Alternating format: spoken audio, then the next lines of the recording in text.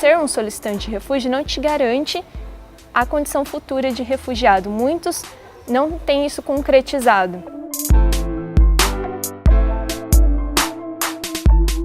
Falamos de pessoas que têm histórias de vidas, que têm emoções e que elas não são retratadas na sua complexidade, na sua subjetividade pelos indicadores que coletamos, embora esses indicadores sejam importantes por nos ajudar a construir tendências.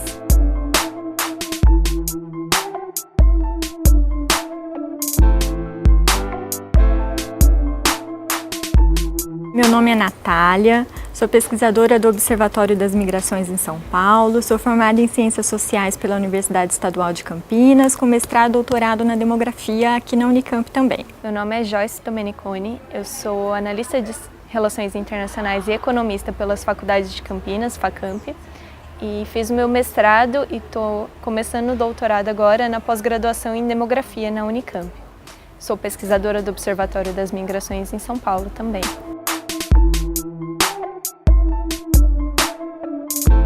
E é uma categoria criada no pós-guerra, junto com o fortalecimento dos direitos humanos, da construção da ONU, do sistema da ONU, e vem no sentido para pensar as especificidades da migração de judeus, por exemplo, que saíram da Europa e foram para outros lugares durante a Segunda Guerra Mundial. Tem se rediscutido a questão da condição jurídica específica à categoria dos refugiados, tem se debatido o conceito, tem se ampliado o conceito até tomar a forma que hoje conhecemos, que os refugiados seriam aqueles emigrantes aqueles migrantes de regiões onde se tem uma violação grave e generalizada dos direitos humanos. Por essa condição específica, ele tem uma proteção que lhe é específica e uma política de acolhimento que também lhe é específica.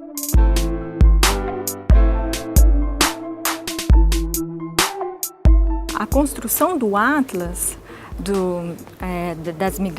das imigrações internacionais no Brasil, com foco no estado de São Paulo, a proposta não foi a sistematização aleatória de indicadores, mas foi uma sistematização de indicadores a partir das nossas preocupações de pesquisa, das nossas preocupações teóricas que estão sintetizadas no livro Migrações Sul-Sul. O Atlas ele é uma sistematização que não é aleatória de indicadores e a gente se apropria desses indicadores para a construção do perfil.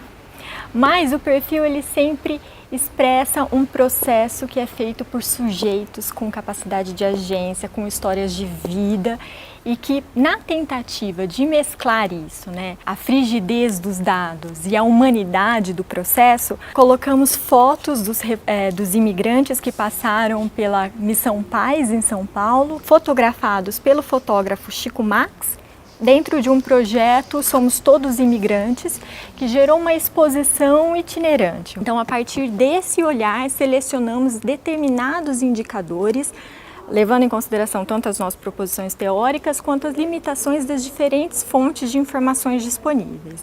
Então, a proposta era a construção de um perfil desses diferentes grupos imigrantes, que é fundamental não só para as nossas preocupações acadêmicas, mas também como subsídio à construção de políticas sociais mais coladas às demandas de diferentes grupos imigrantes. E o que procuramos mostrar é que há diferentes grupos de imigrantes internacionais com composições muito diferentes, com perfis muito diferentes e que essas heterogeneidades são fundamentais de serem levadas em conta na construção de políticas sociais para imigrantes. Exploramos dados da Polícia Federal, de todos os imigrantes com registro na Polícia Federal. Exploramos dados do Ministério do Trabalho, com todos os imigrantes que estão inseridos no mercado de trabalho formal. Exploramos dados do censo escolar, com todos os imigrantes que estão matriculados na rede básica de ensino. Ele faz parte de um conjunto de trabalhos realizados pelo Observatório das Migrações em São Paulo, que é um projeto temático da FAPESP. É importante colocar que para a impressão e para a edição desse material, tivemos um apoio financeiro e institucional, tanto do Núcleo de Estudos de População Elza Bercol, no qual nos encontramos, como da FAPESP, do CNPq e da CAPES, que são órgãos de fomento, né, de pesquisas e da parte de extensão, mais ou menos, da universidade. Então, dentro disso, além dessas instituições de fomento conhecidas, temos também o UNFPA, que é o Fundo de Populações das Nações Unidas, que nos ajudou, tanto financeiramente quanto institucionalmente, na realização desse projeto. Dessa forma, não podemos comercializar, sendo que tivemos apoio de instituições públicas de fomento.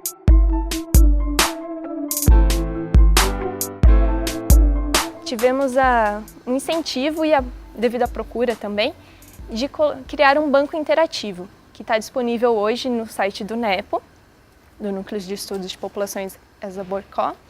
E esse banco interativo, a ideia dele é justamente tornar mais acessível essa informação que está sistematizada no Atlas, tanto em termos da distribuição das informações em mapas do estado de São Paulo, como de alguns dados específicos. Mas o objetivo é que os pesquisadores interessados no tema possam ter acesso a essas informações de forma mais interativa ou mais fácil.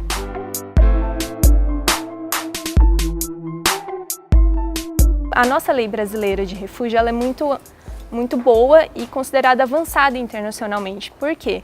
Porque ela permite que esse imigrante, estando como solicitante de refúgio, tenha uma condição de documentação no país mesmo durante esse período. Da solicitação de refúgio até o momento de deferimento desse pedido, temos mais ou menos de 2 a 3 anos. Nesse período, ele já está documentado, ele pode ter uma carteira de trabalho, ele pode atuar no mercado formal, o que garante uma posição mais efetiva de sujeito de direitos. Segundo um relatório da Secretaria Nacional de Justiça recém-lançado, né, Refugiados em Números, eles nos trazem que o estoque de refugiados, de imigrantes que tiveram sua condição jurídica de refúgio reconhecidas e deferidas pelo governo brasileiro, hoje está em cerca de 9.552 refugiados.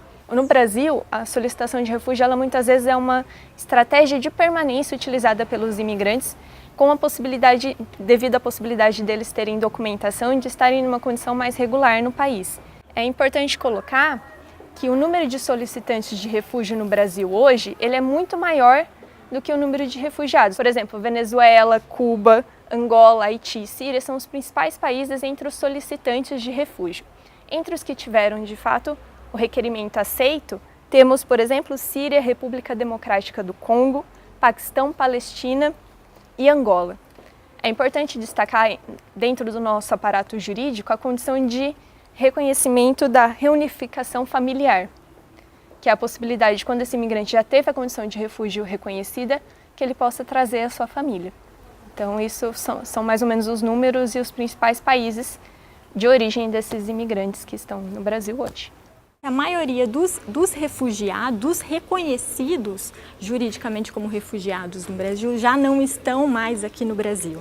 Ou seja, dos 10 mil supostos refugiados que vivem no Brasil, 5 mil deles já não estão mais aqui, né? O que reforça o Brasil como um país de trânsito. Então, nessas constantes entradas e saídas, é muito difícil estimar qual é o número de refugiados que hoje estão no município, ou que hoje estão no estado de São Paulo, no Brasil.